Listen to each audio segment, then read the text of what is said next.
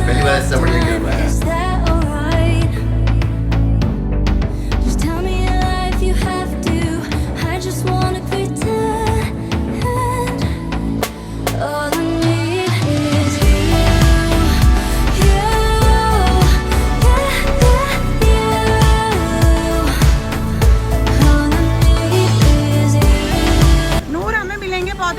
हाँ मिल जाएंगे मैम, क्यों नहीं मिलेंगे। तो आ जाओ फटाफट।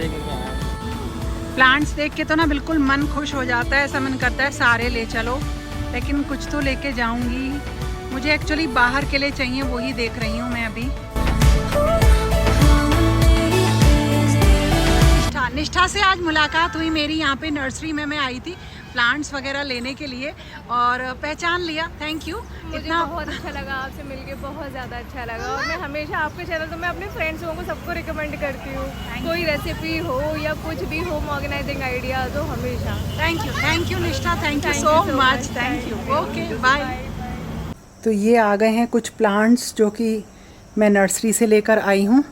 और ये चाइना डॉल है, ये वाला मेरे पास ये पहले भी था, चाइना डॉल ये पहले भी था, लेकिन ये मेरा बिल्कुल गर्मी की वजह से ख़राब हो गया था।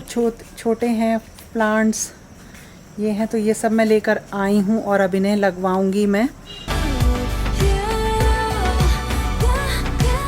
2-3 दिन पहले मैं नर्सरी गई थी और वहाँ से जो भी मैं प्लांट्स लेकर आई हूँ उन्हें लगवाऊंगी।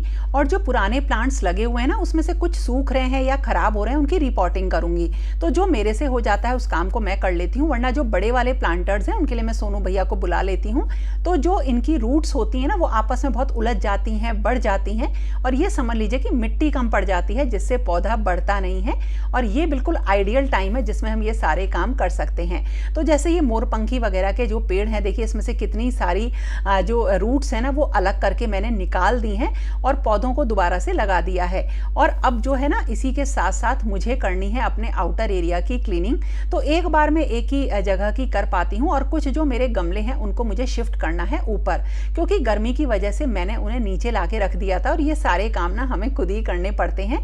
तो अगर शौक है तो ये सारी चीज़ों को करने की ताकत और अरेंजमेंट या मैनेजमेंट भी होना चाहिए। मनी प्लांट बहुत सुंदर हो रहे हैं, तो इनकी जो भी खाद पानी वगैरह है उसके बारे में मैं आपको अब डिटेल में बताया करूंगी। कुछ शॉर्ट्स बना दिया करूंगी जिसमें मैं आपको इन सारी चीज़ों के बारे में बताऊंगी। तो बाहर का एरिया साफ करना है, ये सारे जितने भी गमले थे मैंने लाके यहाँ पे रख दिए हैं, इनको ऊपर पहुँचाऊंगी। और जो बाहर के एरिया की क्लीनिंग करनी है ना, उसमें बहुत सारी चीज़ें हो जाती हैं। जैसे देखिए ये मैं लेकर आई हूँ स्टैंड, एक गमले का स्टैंड है, प्लांटर स्टैंड है, इसको भी मुझे सही करना है।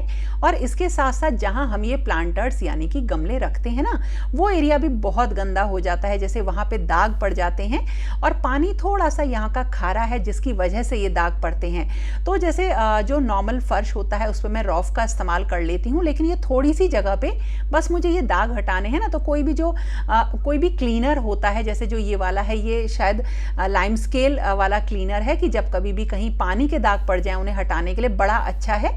इसी को मैंने रगड़ के देखिए साफ कर दिया, बड़े आराम से हल्के हाथ को भी लगाएंगे ना तो इससे बिल्कुल साफ हो जाता है। तो जल्दी जल्दी मुझे बाहर की क्लीनिंग करनी है, क्योंकि जब धूप हो जाती है ना तब ये सब काम करने का मन नहीं करता है। और आज ही ना मैंने कुछ पौधों की कटिंग भी लगाई है, जिसमें बोगेनविलिया है, मनी प्लांट है और चंपा की कटिंग लगाई है, और रबर प्लांट की भी कटिंग लगाई है। वो भी मतलब बहुत अच्छे हो जाएंगे। तुलसी जी के जो ऊपर की मंजरी होती है या जो बीज होते हैं उन्हें मैं अक्सर मतलब ज़्यादातर निकालती ही हूँ। इनसे ना तुलसी जी बिल्कुल बढ़ नहीं पाती हैं, तो इनको काटते रहिए बराबर, तो ये हरी भरी बनी रहती हैं। तो नीचे के एरिया में मैंने वो जो मतलब लगा दिया है फर्श पर, जो जिससे वो क्लीन हो जाए क्लीनर। और इसी बीच में सारे ये पौधे मैंने छत पे पहुंचवा दिए हैं। और धीरे धीरे अब इसी तरीके से मैं घर के सारे काम खत्म करूंगी। और जब मैं ये काम कर रही होती हूँ क्लीनिंग का, तब घर के जो बाकी के काम हैं, जैसे ब्रेकफास्ट का, लंच का और अंदर की सफाई का, वो भी चलते रहते हैं। तो अब इसी तरीके से मैंने पूरा फाइनली बाहर का क्लीनिंग कर दी है। और जो ये क्लीनर है ना, इससे आपके अगर कहीं पे भी कोई दाग पड़ जाते हैं पानी के, वो साफ हो जाते हैं। जैसे यहाँ पे देखिए इसमें भी दाग पड़े हुए हैं। ये मैंने एक मैट बिछा रखा था, तो इसके ऊपर भी मैंने एक गमला रख रखा था, तो ये भी बहुत अच्छी तरीके से क्लीन हो जाएंगे। तो अब फाइनली बाहर की क्लीनिंग मैंने कर दी है, और अब कपड़े ना बिल्कुल गीले हो जाते हैं, तो अब थोड़ा सा चेंज करके बाकी का काम करूंगी।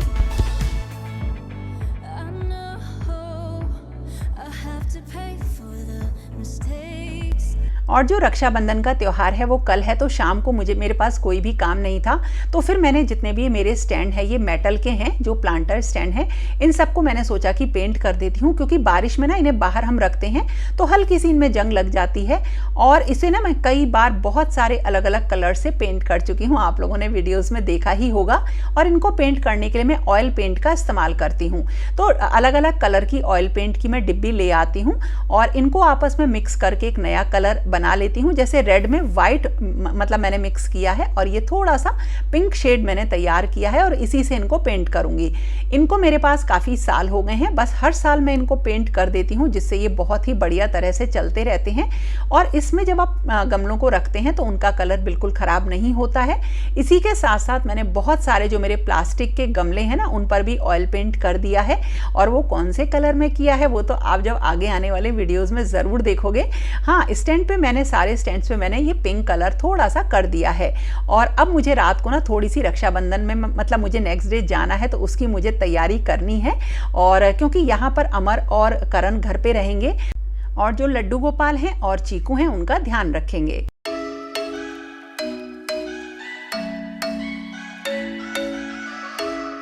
और अब मैं और शानू जा रहे हैं रक्षाबंधन पे अपने घर। और हाँ, मिठाई रखना तो भूल ही गए, सब सामान रख रहे हैं गाड़ी में और निकल रहे हैं। चलो शानू, और फिर आपसे मिलते हैं अब वहाँ पे अपने मम्मी पापा के घर पे, ठीक है ना। तो हमने अपना बैग वैग सब तैयार कर लिया है, कैमरे वगैरह सब रख लिए हैं और अब मैं निकल रही हूँ। तो मैं निकल पड़ी मम्मी डैडी के पास जाने के लिए, और उनका घर मेरे से बस 1-1.5 घंटे की दूरी पर ही है। आराम से मैं ड्राइव करके वहाँ तक पहुँच जाती हूँ और जाने का एक अलग ही एक्साइटमेंट होता है, क्योंकि वहाँ ना तो कोई जिम्मेदारी है ना कोई काम है, और बस ज़्यादा टाइम भी मुझे वहाँ तक जाने में नहीं लगता है। और आगरा आने के बाद हमने लंच किया, साथ में बैठ के खाना खाया, और अब मम्मी ना मेहंदी लगवा रही थी हम दोनों के। और इसी बीच में मुझे अपना वीडियो अपलोड करना था, वो भी मैंने जल्दी से किया। आज हम सुबह आ गए मम्मी के पास और अब मम्मी ने ना मेहंदी लगवानी है हमारे, तो हम सब लोग मेहंदी लगा रहे हैं। रक्षाबंधन का जो त्यौहार होता है ना, ये एक स्पेशल मायके वाला त्यौहार होता है, और जब हम भाई बहन मिल जाते हैं ना तो मज़ा ही जाने कितने गुना बढ़ जाता है। तो मम्मी ने जो ये मेहंदी का प्रोग्राम रखा ना कि तुम लोग मेहंदी लगवाओ, तो एक तो ये बहुत सुंदर मेहंदी लगी हाथों में, बहुत मज़ा आया, क्योंकि जब भी मैं मेहंदी लगवाती हूँ बहुत जल्दबाजी में लगवाती हूँ। और दूसरा, हम सब लोग लंच करके बैठे हुए थे, कोई भी टेंशन नहीं थी, क्योंकि जब हम घरों में रहते हैं ना तो काम की टेंशन रहती है, लेकिन मम्मी के पास कोई टेंशन नहीं लग रही थी, फील ही नहीं हो रहा था कि हम कुछ काम भी करते हैं।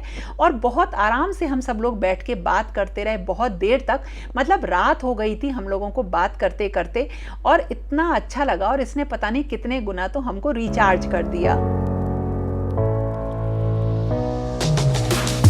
और अब अगले दिन सुबह जो है रक्षाबंधन का ही त्यौहार था। मम्मी ने सुबह ही उठ के नहा के पूजा कर ली थी और हम तो आराम से अपना काम कर रहे थे। मेहंदी बहुत ही अच्छी रची सबके, हम सबके बड़ा अच्छा लगा। मतलब दिन बिल्कुल अलग सा था, मायके में आके मज़ा आ गया। और अब हम कर रहे हैं राखी बांधने की तैयारी। तो मम्मी ना पूजा करती हैं, वो पूजा करती हैं, उसके लिए कुछ थोड़ा बहुत बनाती हैं। वो बनाती हैं जवे वगैरह की खीर बनाती हैं, वो सब खीर बना के पूजा करेंगे। उसके बाद जो है राखी वाखी बांधेंगे।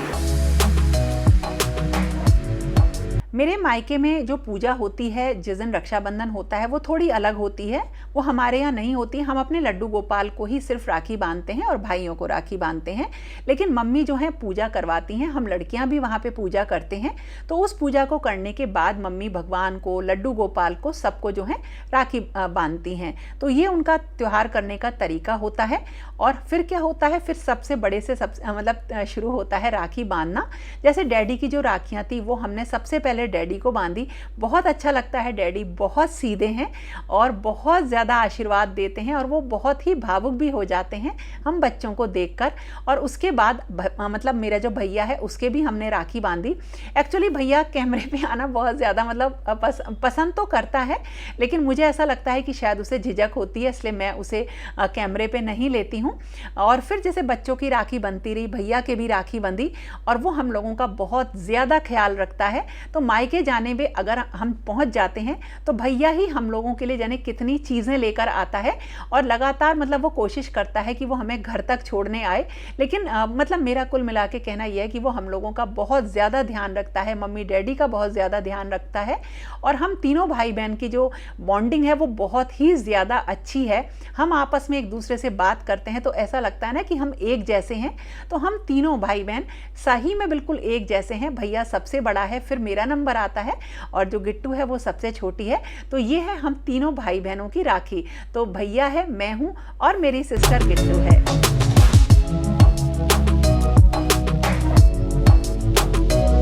और उसके बाद फिर से अब हम लोगों का जाने का टाइम था, लेकिन उससे पहले जी भर के हम लोग बात कर रहे थे डैडी से और मामा जी आ गए, तभी तो मम्मी ने मामा जी को भी राखी बांधी। घेवर कैसा है मामा जी? बहुत बढ़िया है, मजा आ गया, पहली बार इतना बढ़िया घेवर पाया। अच्छा, हाँ जी।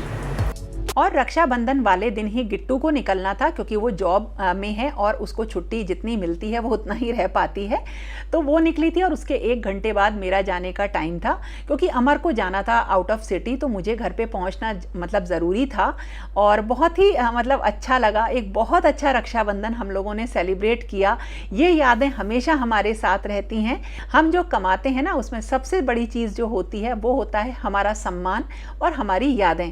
तो दोस्तों ये था मेरा आज का वीडियो, कैसा लगा ज़रूर बताना और अगर पसंद आए तो लाइक कमेंट शेयर करना मत भूलना। और फिर मिलेंगे एक नई और इंटरेस्टिंग वीडियो के साथ। तब तक के लिए okay friends, thank you and bye bye.